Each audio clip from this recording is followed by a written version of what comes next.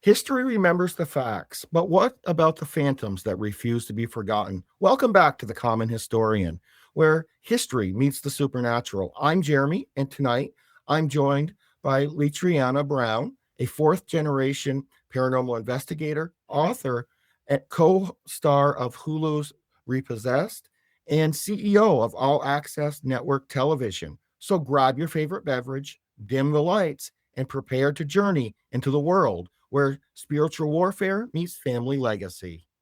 Welcome, Lee. Jeremy, that was so sweet. Thank you. I know we have a lot I would like to cover with you. I found in my research that you've had such a storied career, and there's so much I want to ask. So if we kind of starting with, if we want to kind of start out with Repossessed, for viewers who haven't seen the show, what's the premises of it, and what is your role on the team? I am so delighted and honored to have been selected to be a cast member of Repossessed. We are truly like family. Even now, we're like family still.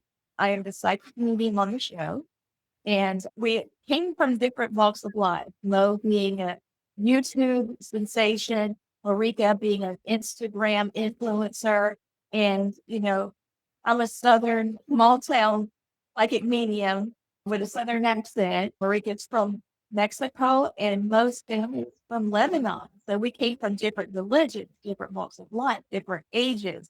And I think that's what made us such a good team. It originally aired on the History Channel in Canada, and then it went from there to Hulu, which you can see now in the United States. And now it went on Stat TV in Canada, and now Netflix has picked it up. And so it's still airing and doing really well. So, what was the most intense haunted object that you encountered during filming? Oh, okay. This one did not make the show. Oh, Okay. This was just something that happened, and it's crazy. So Mo Sargi had an object that when he was traveling and going to all these places that he goes, whether it's haunted or abandoned, lots of times, you'll just find unique things. And this one was a jar of nails, a simple jar of nails. And he said, he brought it to my hotel room. He said, Lee, I want you, you know, here's a jar of nails that I believe is haunted. Tell me what you think. I am so tired at this point. I'm so thankful I just set it on my table. I threw on my gown and I went to bed. Well, about 45 seconds after I laid down, stuff started happening. And that Jeremy, it sounded like somebody had a set of drumsticks in that my hotel room. It started on the window. Da, da, da, da, da, da, and it was as if I could see it panning all the way across. I was trying to use I call it spirit sight because I can't see spirit. So I was just trying to focus in where I could see. But the sound, it was the all the way across. And then it turned the light in the back room on and turned the scene on. wow. And then it came back around the other way. And here I am trying to chase it. I'm not sleepy anymore. And I get yelling, please stop. I've got to go to sleep. And finally, I got the jar of nails and put it outside the bedroom door at the hotel room. I shut the door, locked it, and went to bed. And I put it back to Mo and said, you could have this. That is the fact that it was able to lift the blind up and down and do this noise across and back. And I could tell it was going up and down. It was just so aggressively, it didn't feel aggressive in a negative way, but it meant to be heard. And it was startling, especially since I was so tired. We'd been filming 14 hours that day. Yeah. However, the one that got my heart strings the most was we filmed in Florida, and we investigated a child's coffin, and it was very active. And it had been part of a Halloween display in a barn, and they invited this young lady who bought the object in, who is in the supernatural. She was actually on Guest Adventures as a witch, one of the strongest witches in where she lives. I can't remember right now. But anyway, wonderful lady. I enjoyed filming with her. I just, love you, girl. It's just a memory had. But anyway, she said that when she went on to see that little coffin, the barn doors blew open and then the walls started just falling over. They had to run out of the barn because they Wow. started coming down. And, she's like, what do you want to do with this coffin? Like, you're going to take it. And she brought it to the show. And just like it was.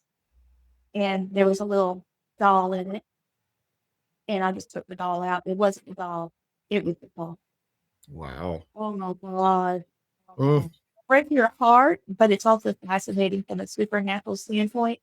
Highly recommend you watch that. Is there any plans for season 2 of Repossessed? Well, I've heard chatter, and what ended up happening, Disney bought out History Channel.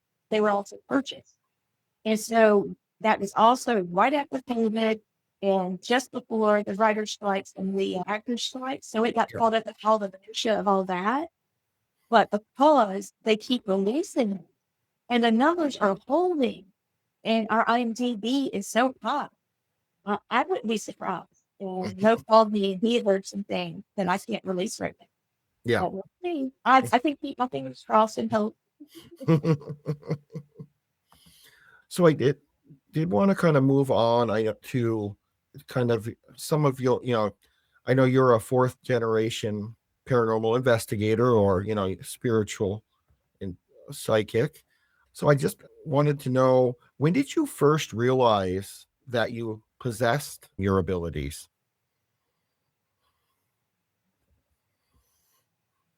I think it was when I was about 4 years old.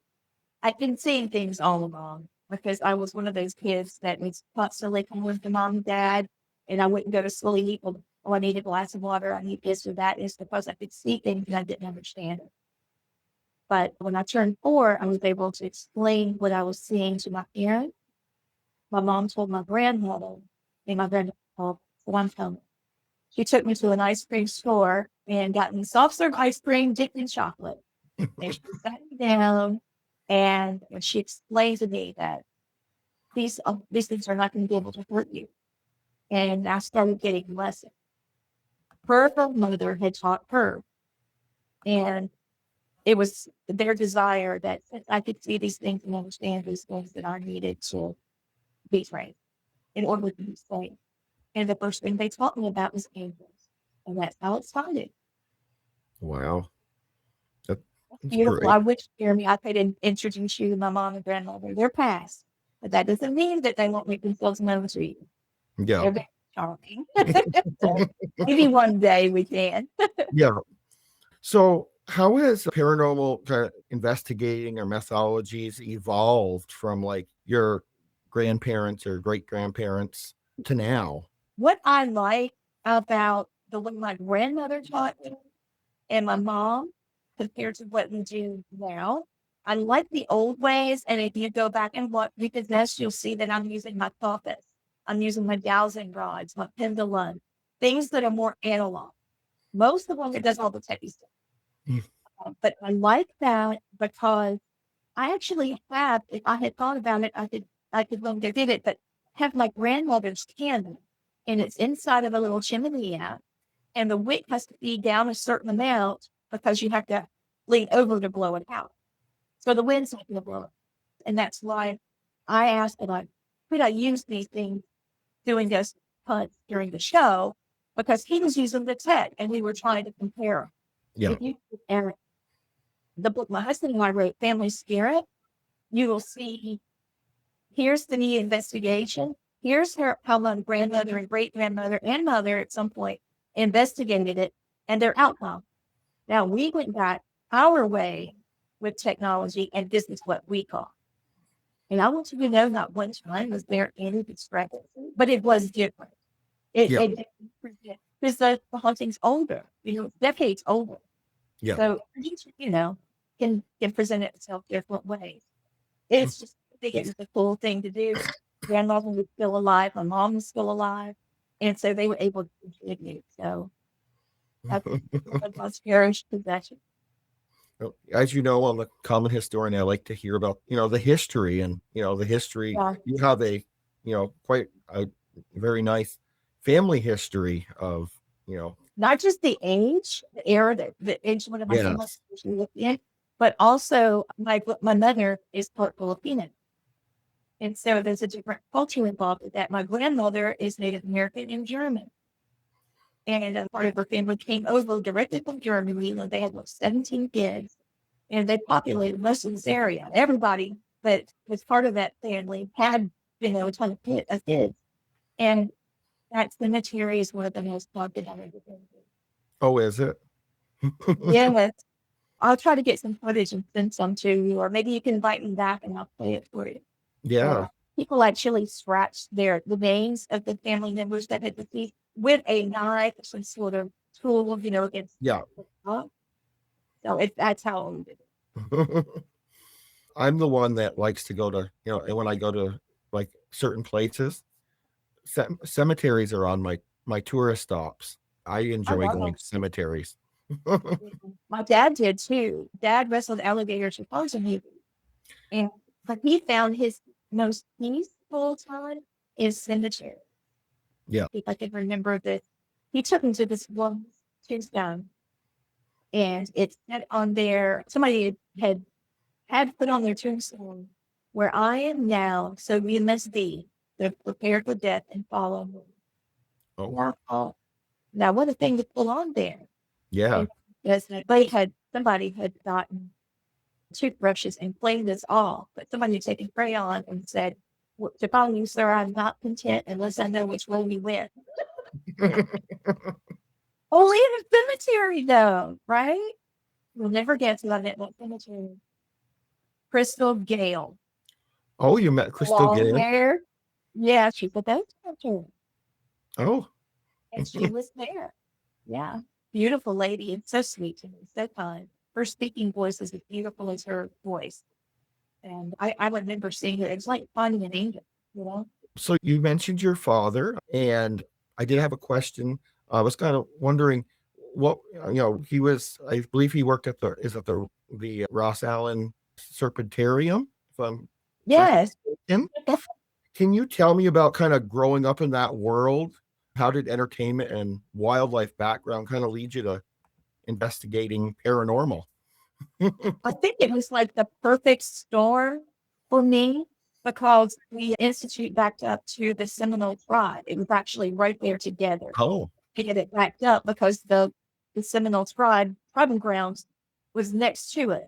And so Ross just, inched his way over there because he had such a good working relationship with it, and also created an environment where they could present the history and way things were done, yeah. and created a revenue for the tribe. But they'd also created a babysitter for me. My mom and dad would allow me to go stay with some people that became our friends in the Seminole Tribe, and they taught me a lot of things that I don't think that my dad and my mom realized would be so impactful in my life. And Yeah. they taught me to be a medicine wheel. They taught me about how spirituality, wildlife, and God are all connected, and how we are part of that, and that we have to accept that. We're the only animal on earth that doesn't follow our instinct. Yeah. It changed everything in my life. It really did. I learned how to project energy and thought to animals and to be able to read theirs. I was in the process of learning or trying to be a part of the animal language project that was being studied at the Institute, the Serpentarium, along with University of Florida. And there were some communications there because I was the only female child. All the other scientists and herpetologists and biologists had boys. My voice was a little different, so I could do different animal calls, and it sounded more like a baby Oh, of, of their species. So, I was used a lot for that. And that's what led to my episode of Marley. oh. It all hit the fan. And it was all my fault, Jeremy. It was my fault. I was doing alligator calls. We have our little camper next to the swamp on the compound. The compound is right off from the Serpentarium, and it's a bunch of double wide trailers. end to end in a stop sign shape, hexagon shape, and all the ends were cut out, so you could go from one person's house to the next, especially during like rain season, without having to go out in the woods to go from one house to the next, because we were right there in the swamp, so we wanted to be able to communicate and go around. So we were in our camper outside from that, and I walked down on a dock that went right out to the swamp, and we threw an alligator call. Meanwhile, my mom's cooking dinner. So I pollinated animals, and we got smells of food going. We went inside our camper, we ate, and mom said, just go to bed.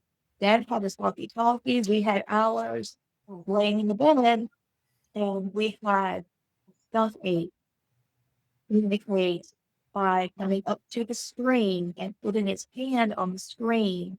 And I had mine scratching the screen. His little hand came up, and we were fingertip to fingertip. Oh, And he wanted to come in and play. And my mom saw his hand, and she screamed, he screamed, and now he's trying to get in the camper. And his mom shows up, and then it continues to hit the plan. So watch the episode. I've already ruined enough. But that's how it happened. You would never know what is going to happen from one to the other in that particular environment, between meeting someone that I was told was a skinwalker. yeah, Chief and the Seminole introduced him to me. And the people in the tribe, the mothers were like, you don't need to have her out there. She's a child. He's like, no, she needs to learn. And, that was quite disturbing. I don't know why he thought I needed to know that, but it was as if he knew what I would be like later in life. yeah, He was already feeding me that. I don't know. I wish I could put my finger on it, Jeremy. The man was phenomenal, and I'd get anything to do with him. yeah. I'm trying to reach him. I know he's Maybe he had he could see the future. I wonder about that. They said he was a chief for a reason, and that he had these abilities. He had complete control over that skinwalker. If the Yeah. skinwalker acted like he was about to lose control, he'd stand up and he would, sit in. He would power down. Because he'd tell him right away, you first. And you did this to yourself. I'm allowing you to come to the tribe, and I'll take care of it. Yeah. And he would never make eye contact with me. He just spoke to me very briefly. But I mean, I just wish he could have been there. I mean, one day I'm going to try to get all these together and write it down. I mean, I wrote down my mother and my grandmother's side of things, but I haven't really practiced my dad and the things that I went through Yeah. and what he went through. Oh, Lord, he dealt with. Ooh, I fell in love with the people was wearing a storm and snatched him in the cage and looked all about. They had to give her drug the man when she let him go. I mean, Oh, so much. wow. I know you've written quite a few different books. I think some of them you wrote with your husband Matthew. Yeah, my sweet love. Oh, And he has put up with me. he's put up with Yes, almost 30 years now. And he lived in a violently haunted house. So he was 15 dealing with evil, pure evil that was trying to kill him and his six brothers and sisters. His wow. father was going to school and working. And so he was trying to take care of this. So he had been through that. And I was going through what I went through. So when we got together, Yeah. we did what we have now. Yeah. And I think I'll probably have to have him on at some point too. He would love to meet you. He and Nate are good friends too. Guys, Yeah. it would be fun to have you guys have a guy's night, But the book that I think you're referring to is Family Spirit. It has, yes, that is, you will see some of them that says 5 generations, others say 4. It was changed at last minute. So sometimes it says 5, sometimes it says 4. Either way, it's still the same book. And it's the one I was talking about. My grandmother and her mother's cases. And then she told me how they turned out.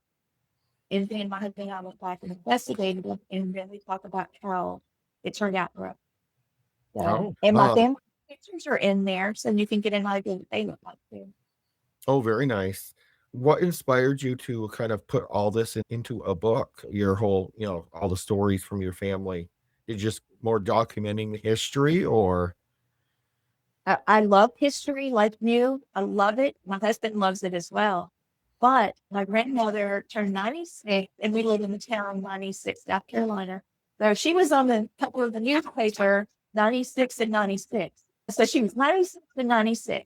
And I thought, ooh, there's going to be a lot of things that she could tell us about that my grandchildren, will never hear. I need to get it. And I found out that Microsoft Word had a dictate button. Of course, now we've got AI. There's all kinds of things we can do. yeah, But at the time that this came out 5 years ago, I used that dictate button.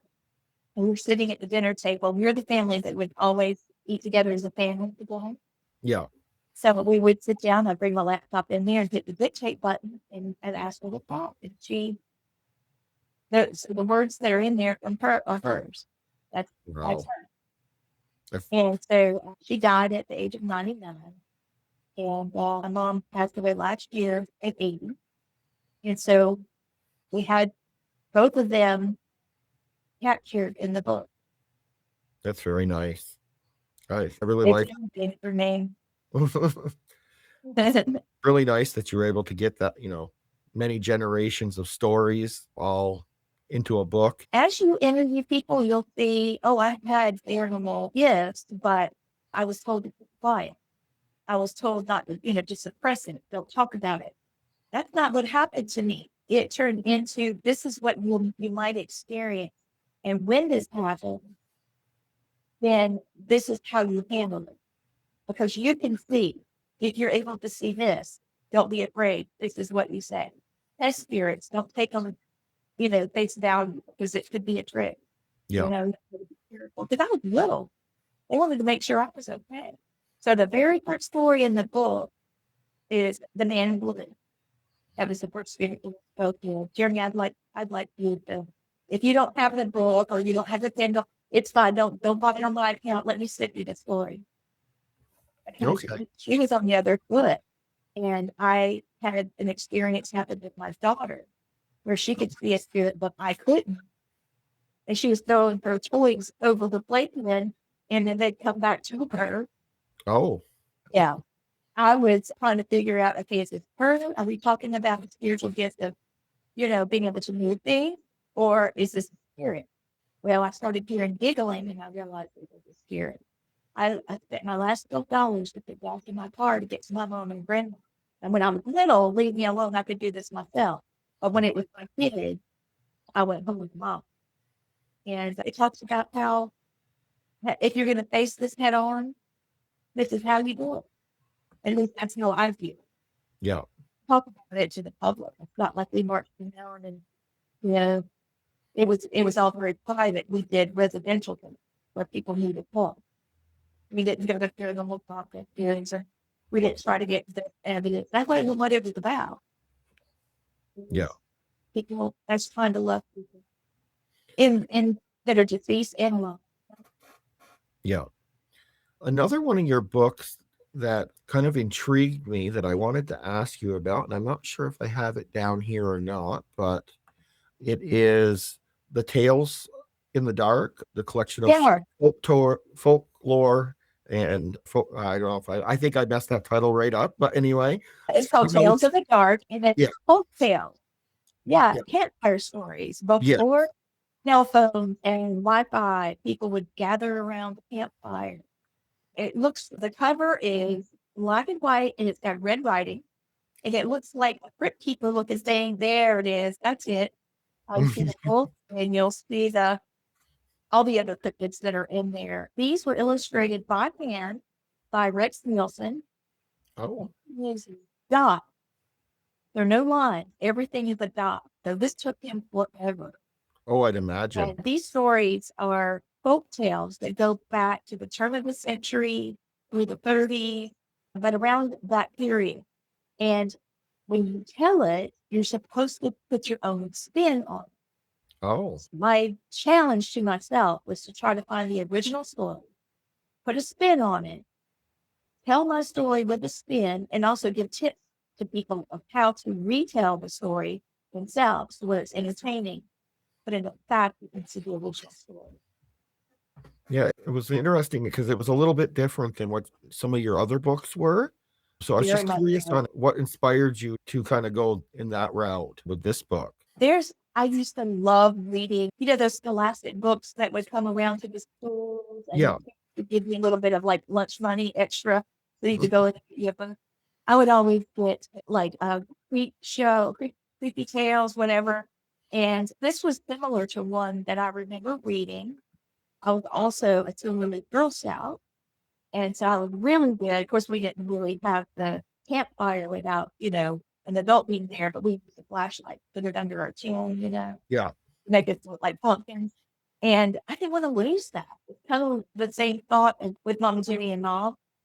I didn't want to lose that. So Yeah. I was trying to tell the stories again, really for my grandkids, because I wanted them to be able to read them and be able to find ways to entertain themselves that include Popeye, Yeah.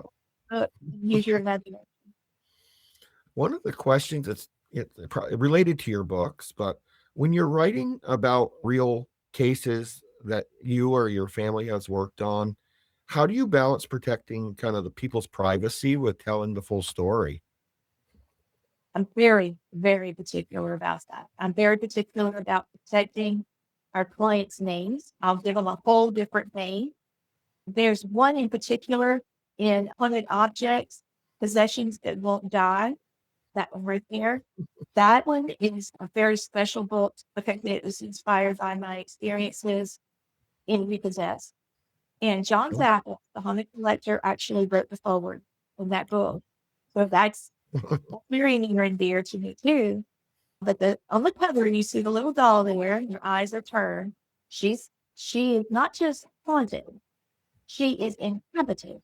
Oh. It's not like she's got an attachment. There's actually a human spirit that lives inside the doll, and she was murdered by her husband. I Oh. know exactly who she is. I know exactly how it happened. I know that her husband is in this particular jail, and he tried to say that he was insane, and it didn't go well, thankfully, because he deserved every second he did it.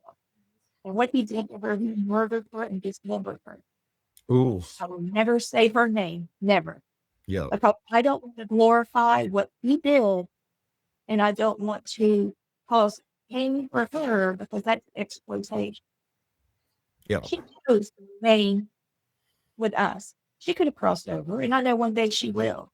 But I'm going to enjoy every moment with her. She's a doll. She's a very gifted woman. She's beautiful. Her name is Marley now.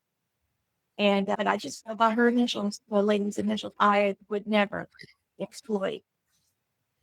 It's not necessary to do Yeah. all of that. There are those that would. And it's a fascinating case. If you ever know the back history, it's fascinating and extremely morbid and fall. Oh. The fact that she exists really fascinated John too. Marley's an intense little girl, and she likes to flirt. She likes to wink her eyes and then. So yeah, you have to watch her. She's not around. She'll let me know she's around. She's woken my husband and I up talking in the living room. She's turned lights on. There was a moment she was following a very PTSD moment, and she blew the tires out in the car. I got pictures like she's thrown objects that were extremely heavy, busted out windows. I mean, the trauma that she lives in is unbelievable. Mm. And right now, she's a little dormant. She's asleep. And I appreciate that. But she doesn't like going places. She did go to the Haunted Object Museum in Savannah. Oh. They have a dog here that's very haunted. And when I talked about Marley and Elizabeth, she said she thinks she's dangerous. But she thinks she's dangerous, but not like me. And she's really Marley. And so, you have to be careful about all the objects being together with you. Yeah. Yeah. You never know when you put a couple different haunted objects together. You know, They free out. But we've had a good time with Marley. I love her dearly. And she's got her own little dress now that looks like Wednesday Addams. And she's enjoying herself. Yeah. The haunted objects are real. You know, they don't have to be possessed by a demon. They don't have to be just negative. When this lady passed away, she died on top of these dolls. She had the dolls because she was preparing them for a theater performance. She was changing their clothes. There's actually DNA on this doll that belongs to the victim. Yeah. So this is just how it happens. You know how you disassociate? Well, that's basically what she was doing, was disassociating with what her husband was doing to her, and she kind of popped out of her body, couldn't get back in. Oh.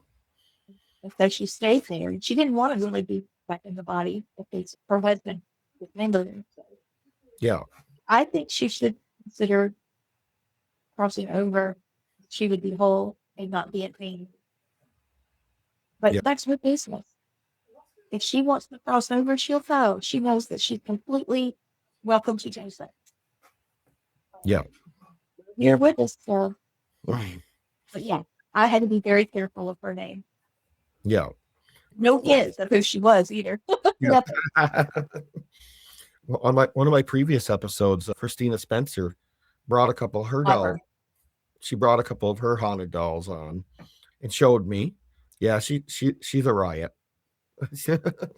Yeah. So for people who want to learn more about kind of your methodology, which book should they start with? And where can they find your books? You can find all of my books on Amazon. They're also on Walmart.com and Books a Million, Barnes and Noble. If you do get one of my books, please, please, please do me a favor and leave a review, because that's what helps my books go other places. Yeah. And I feel like if you're just interested in the paranormal, Parapsychology 101 that my husband and I wrote, thank you, baby. This is Marley. Oh. Beautiful. Yes. She's looking at me. She's trying to, it's okay, Marley. This is Jeremy. Hi. So, yourself here. Oh. So anyway, I think that would be a good start if you feel that your child is psychic. Very so, you think your kid's psychic book. And it's green, and she's holding a green orb. In fact, these are stories of friends of mine. Stout, my husband, my mom, Blaine Rohan, who's going to be on your show, and Glenn. Yeah. We've experienced. Her experiences are very different than mine and Blaine. Oh. And interestingly, some of the same things that happened to mom happened to me. Oh. So, and I didn't know that till we wrote the book together. So these are just stories and examples of what happened and how our parents handled it. So this is a support book. Oh. For people that may have psychic kids. I know that there's been a lot of, so you think your kid's psychic moments out there in television world, but it doesn't really give instructions, advice, and even some science behind it. So this is revision 2, but part 2 is coming out soon. Oh. And we're going to talk more about that, about how the brain works, how science has been able to explain psychic ability, things like remote viewing and astral projection, and how CIA agents were able to do that during the Cold War. How NASA does it now. That's what will be coming up this soon. I've also written books about the Victorian era, those files between ectoplasm and between heaven and ectoplasm. Because if you talk about the Warren family at the beginnings of the paranormal, that's not right. They actually brought it to mainstream media by going to court, talking about some of their paranormal cases in regards to some legal situations. Like murder with the Andy Del Fuller, but with a global situation. But the Victorian era was the birth of spiritual awakening. And so the Society for Psychical Research that within the United States, as well as they were all over the book. Some of their cases were in the book. The book looks Victorian. It's kind of antique looking, and it's got There it is. So it talks about the Society for Psychical Research, some of the research that they did, some of the cases in this book, they studied for 5 years. And they were using things like seances and pendulums and things like that.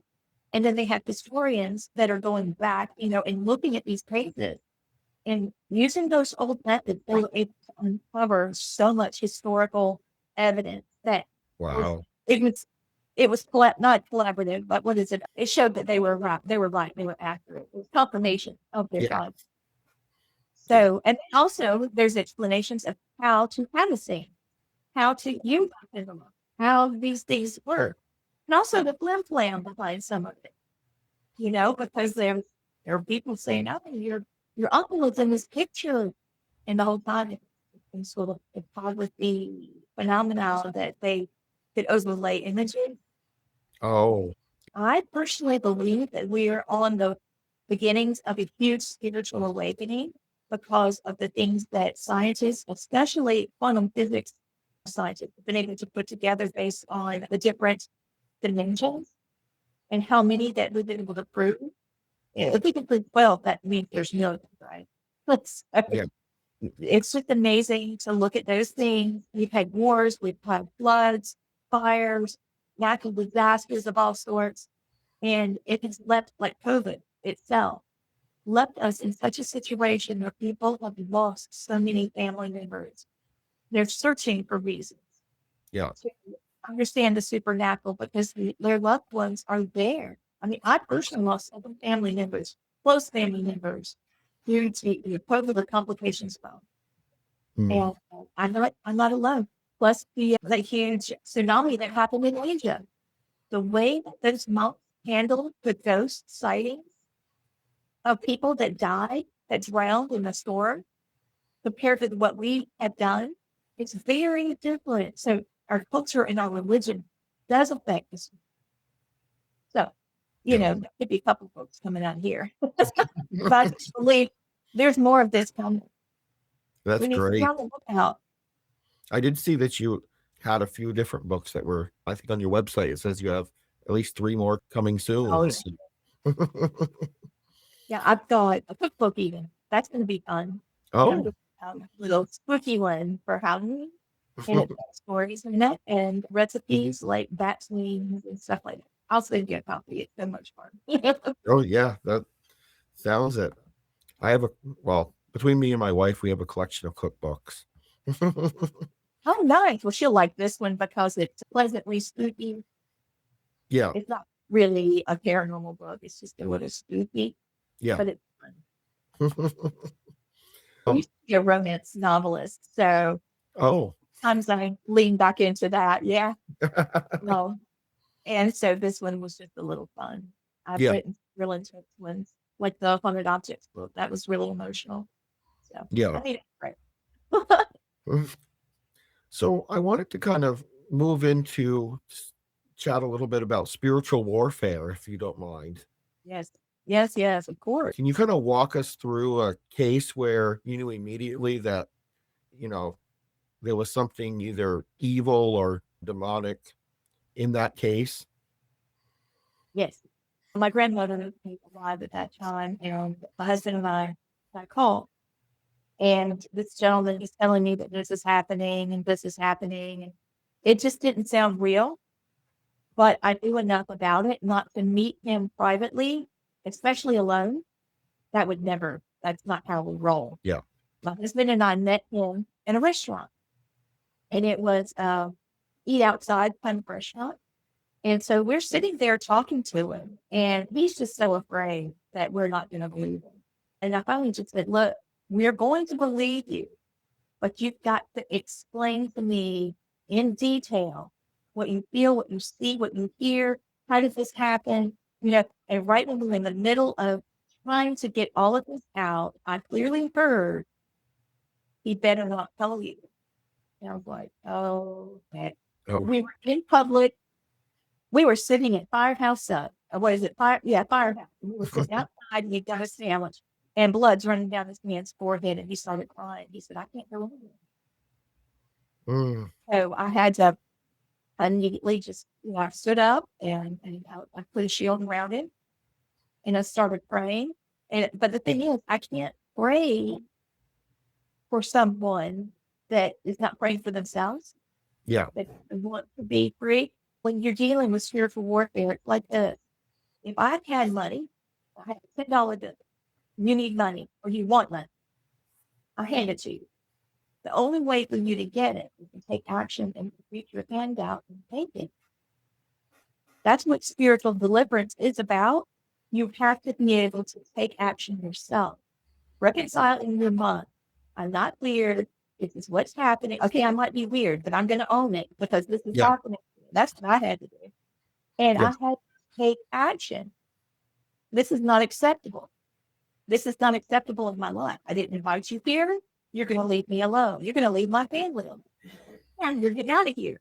And so, you have to claim your space back. So we had to go through that whole process.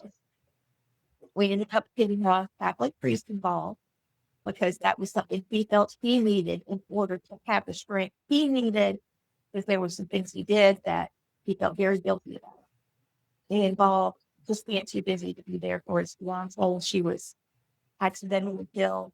And then he tried to communicate with her, and what he felt through was not her, it was something else. And he Yeah. didn't the spirit, and he accepted her. His parents were calling me and my husband at 3 a.m, telling me, now this wasn't a child. He had to move in with his parents because he couldn't keep a job anymore. Oh. The man was a first class chef, and he could not. This had taken his life over completely. Mm. They had houses in all the rooms he'd walk through, and they hang down like something from The Conjuring or one of these shows. It was that dramatic. So it takes being seasoned. Like, this doesn't shock me. You haven't impressed me at all. I see that you're a bully. I knew you were a bully. So let's get on with it. What do you want? Why are you here? No, you weren't involved. And, I think you tell him you're not invited. You have to really be able to stand that strongly. And you have to also have to understand their spirituality. Are they Catholic? Are they Protestant? Are they Muslim? Are they Hindus? I mean, it makes a difference. Yeah. So what do you do and how do you go about it? I mean, how do you know if something is negative or not? Based off of, for me, I can actually, there's a taste that I get. It's like a feeling. Oh. And I can also tell if someone's going to die. If there's a smell. It doesn't smell like, decay. It's something else. But it's just something that I don't know what it is. Mama Judy had it. Mom had it. Mama Danielle had it. And from what I understand, Uncle Leon had it too. Even though he's Filipino, he was a descendant of the Great Purple Witch in the Philippines. And there was something there as well that came on cool. That's called epigenetics, by the way. Oh, is it? Yeah, they've been able to prove it in mice. It's really cool. It's a whole other show there.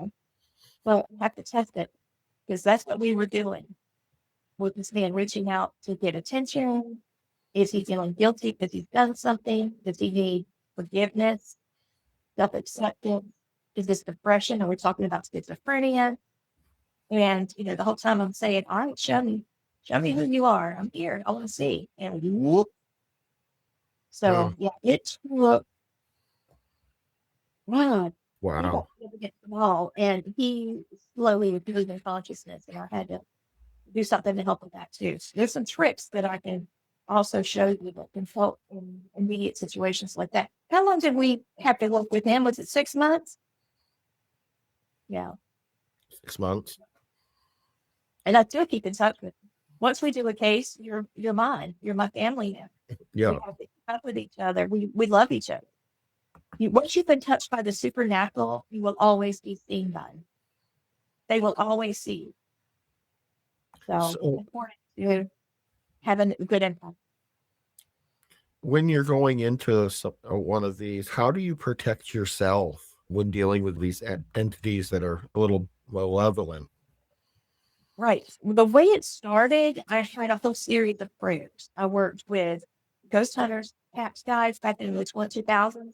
when they first came out. I didn't personally, let me rephrase that. I was part of their team, but they made themselves available to me to ask questions because I was compiling a notebook. And the notebook had their input of some of the prayers they used and some of the activities they used. And then I went through Spiritual Warfare Alliance training, which included Leon Wilkes and Dave Considine, who learned that from Ed Warren. So lots of training, lots of testing myself and seasoning. So it just takes a minute, but I had prayers and I ended up leaning more towards Catholic prayers because they were so specific, very detailed. And I find when it comes to ceremonial prayer type thing, I like it to be structured. So that helped me, that spoke to me. But as I've moved more towards energy work, I use God, Jesus, the energy of the room, my angels, any angels that God's allowing to help me. There's so many fires of angels that we never try to communicate with, and I don't know why. Yeah. There's so much about the fires of angels that's a whole nother couple of shit of how you can utilize those. So, I don't call just, Michael the Archangel. I'm calling All of them. the thrones of angels. We're going to get busy with it because they're the ones that control nature. The demonic can control the nature around it. They can control smells. There's one case we did where I was smelling straight up raunchy litter box with nailed cigarette that had, like crushed into the chapters, just really Yeah. stinky raunchy stuff that's been heated up in a house that probably didn't have AC in the summer. I mean, it was really raunchy. And then Wow. it put in roses. And I was like, is that you? And they're like, yeah. And a cat was pulled backwards by its tail across the living room floor by an unseen force and flung up in my lap. And in the ghost box said, kill blood. It wanted me to bring it into this realm. Yeah. Wow. There's some stuff, man. There's some stuff. We were in another place, and I was trying to be real sassy. I was just trying to be real. I don't know what got into me. We were going to this place, and everybody's scared of it. So, of course, I had to stop by McDonald's to get a soft serve ice cream because that was my tradition of my beginning. If we're going to talk about this, let's get something fun, kind of get my mind out of it. I had my little ice cream, and it started tasting like salt, like great salt, like a eating salt. And then it stopped, and then it tasted like ice cream. And I thought, is that you? I don't know why I say it like that. Is that you? And the ghost box popped up with this nasty one. I was like, you jerk, and I threw it the ice cream away. I was like, okay, so we're going to do this. Let's do it. And that's just how it starts. They come off real nasty. Yeah. But there's some rituals that I do. One my husband actually came up with. We would go around the area 7 times, and it's to honor the local Jericho. Oh. And so, yeah, we would do that. And so therefore we could drop that. So when they go into a clearing, we have to like, but he has more of a Christian standpoint. I'm Christian, don't get me wrong, but I do lean more towards Native American standpoint because it's dealing with energy that creator gives us. Yeah. We've got full access to everything. Let's just try to get this cleared out. And I'm actually, it's like sonar. I'm going through and I'm feeling something. The only person who've ever seen you the same as me was Michelle Ballinger. Look her up. She's incredible. She's the real deal. She Is really she? is. I had Father Bob Bailey on the show the other night, Paranormal Padre, and he was talking about how real she is. And I read her book and I was like, oh my God, she's doing what I do. How did I never do that? But it had to be receiving that energy and that knowledge spirit, it had to be. Yeah. Anyway, sorry. I did want to ask you, you and Matt teach parapsychology and ghost hunting courses. What do you cover in those classes? Oh, we've got a really big one coming up, Jeremy. It's supernatural and serial killers. Oh. Serial killers. I've actually got a letter from David Berkowitz, and we're discussing now by email ways to crack some of the supernatural elements of people that are serial killers and how they've chosen the victims. Yeah. Richard Ramirez is one, Ted Bundy, a big one, and David Berkowitz himself is one. And he's happy to tell people the story as long as he doesn't talk about what he did when he was dark. Yeah. I feel like I agree with him. He thinks that it glorifies the evil side. He wants to talk about his deliverance and how he's not like, he's nothing like that. And it's not just jailhouse religion. He Yeah. went with real deliverance. Oh, And well, actually, that or he's going to die. yeah. But I mean, somebody that's lived through it in that manner, who else could you ask something like that? That's going to be real and talk. Yeah. He's an intensely spiritual man. I'm very honored to talk with the pastors that are around him, helping me understand his message. But anyway, we're going to do that for class. We're going to be talking about cryptids. We're going to talk about, we do Parapsychology 101, the different types of haunting. We talk about how to shield, how to ground, how that affects your health. We do little Reiki attunement sometimes. We do the first level and why it works. And so sometimes we get all the way back to basics. Other times we're doing a study on haunted highway. Oh, And there's one in particular we're studying gentlemen. I don't think these gentlemen did a crowd, a lynch mob went out for it. And we did what they said he did. And they got him and strung him up on the highway. They didn't even give him a chance to get to court. And people still hear the mob going down the street and even screaming. And so, that haunted highway was forever marked. Forever marked. yeah. So how does that happen? How do hauntings come about? We discuss all the things. And we talk about elementals and Native American lore and spirituality of that. And all of our classes end in the ghost hunt. Oh, so you cover quite a. And if you're in Japan taking one of my workshops online, I'm going to take the computer with me. I'm going to set it up, and you can do EVP sessions with it. So it's not like Oh, you're ever left out. so we haven't. I know we've talked about a lot of things. We've barely touched on all access television. And all your shows. You have a couple shows on there, and you are the CEO and co-founder with your husband Matt. So, what was the vision when you started it? The way this started, it was 2005, and I was talking to a gentleman that was helping me. My husband was on a deployment, and my son was having reincarnation type memories, and he Oh, was toddler. So I'm trying to figure out how to deal with it. And my daughter can talk directly to him, and it's not English. I couldn't understand a word. And oh, my sister couldn't either. We were trying to figure out what are we doing here. And then we had the History Channel pop on, and it was something to do with Hitler. And he was making this movement, and I was just laughing. He's standing here at his head there in full underwear, watching the TV, and he's laughing. And I'm like, baby, what are you laughing at? About that man is funny. That's Hitler. He said, no, Mom, he's telling the joke. And he like, where? And my mom, my grandmother, me, my husband, and my dog all in the laughing. And then the same person came over, he just told me that. And my son's in the living room now, and he goes, told you. What do you do with that? So, I'm telling my friend about it. He's very good with psychic. And we would kind of sort through it all by that time being that's deployed. And so, I'm telling him what I'm working through. And he said, I want to be your agent. And I'm like, what? What do you mean, agent? And what am I doing?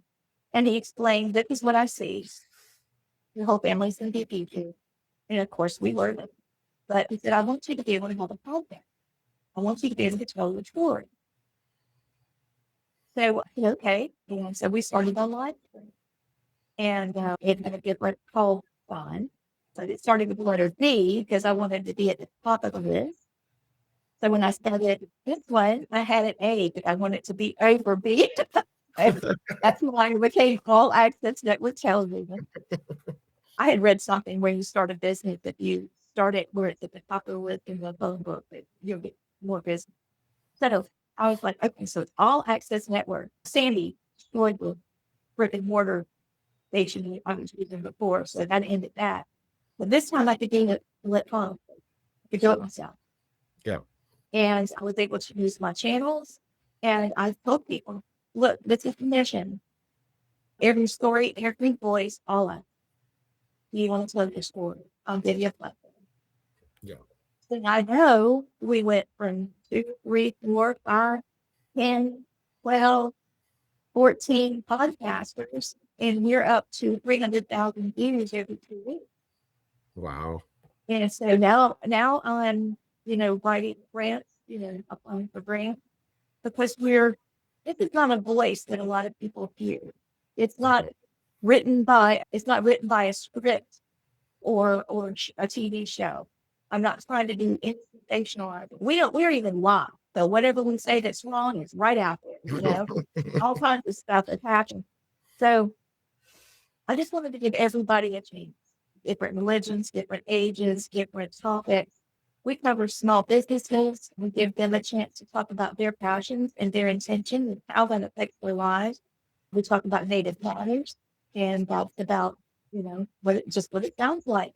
Are these nations, indigenous nations, within the United States, how are they surviving? How are they doing? What's happening? Are we being respected? I don't know if you know, but there's a missing murdered indigenous woman. It's a campaign to get the word out because there's so many people that have been murdered in abducted. Very few of them ever come back. And it's been a child that was 6 months old and a woman all the way to 86. And this has been going on for decades.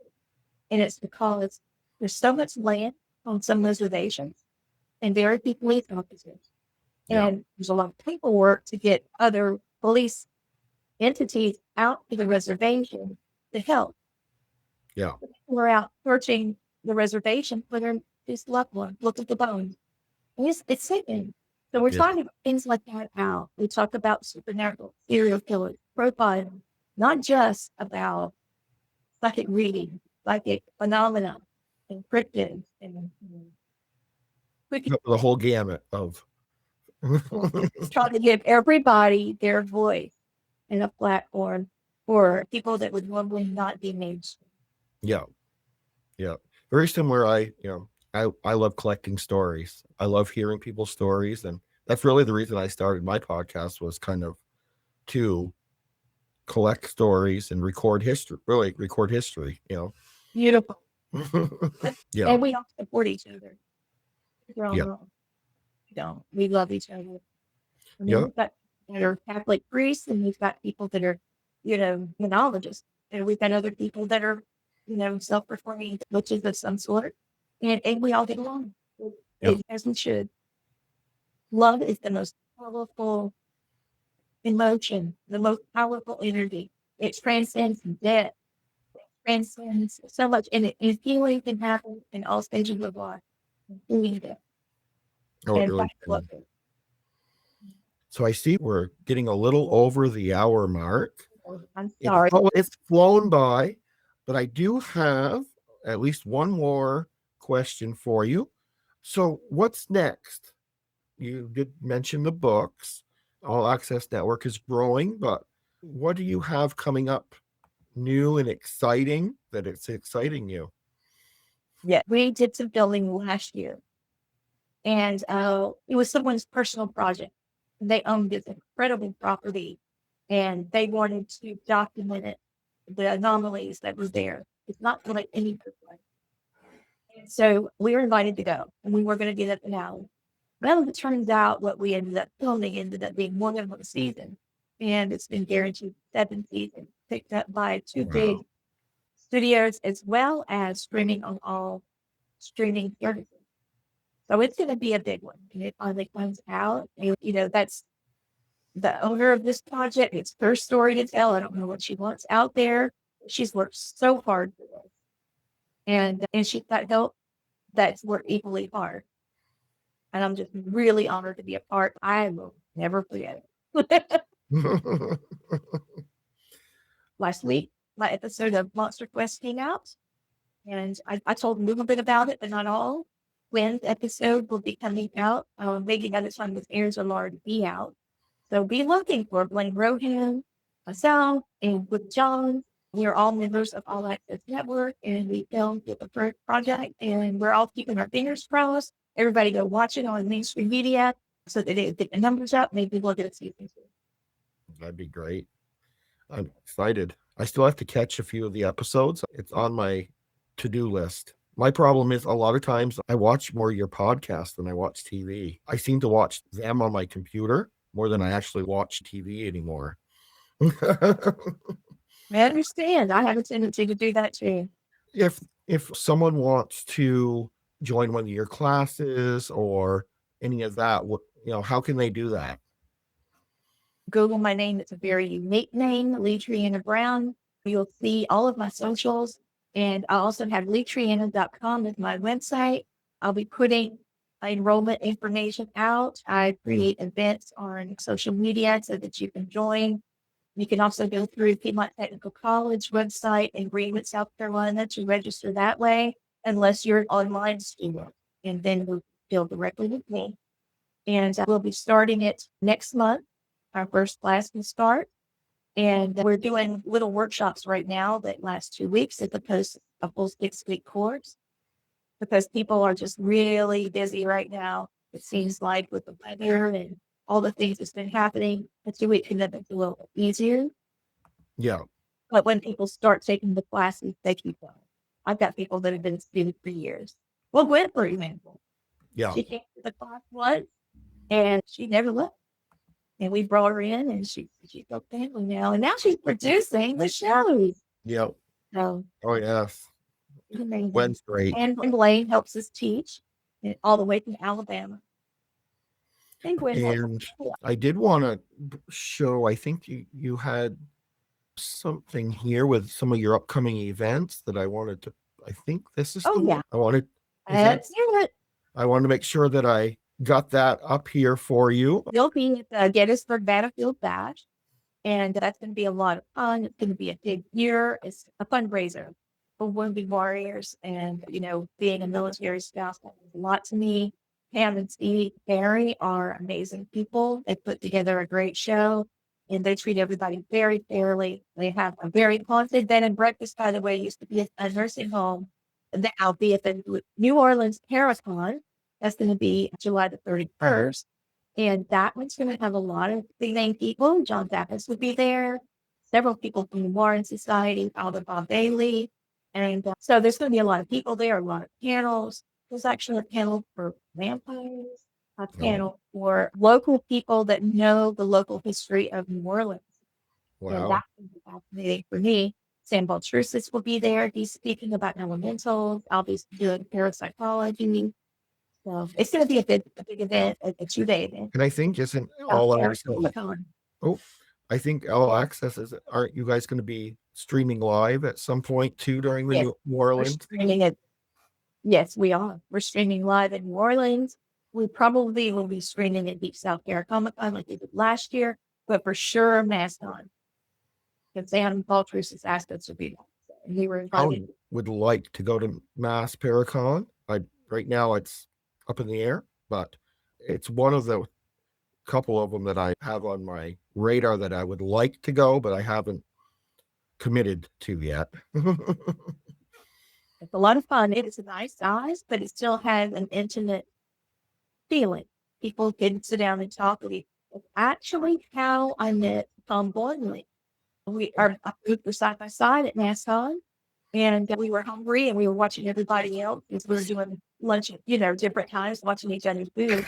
And it was our turn. And I had the best bowl of clam chowder beside a nice fireplace. And we started talking about the supernatural, and we never stopped. That's fun.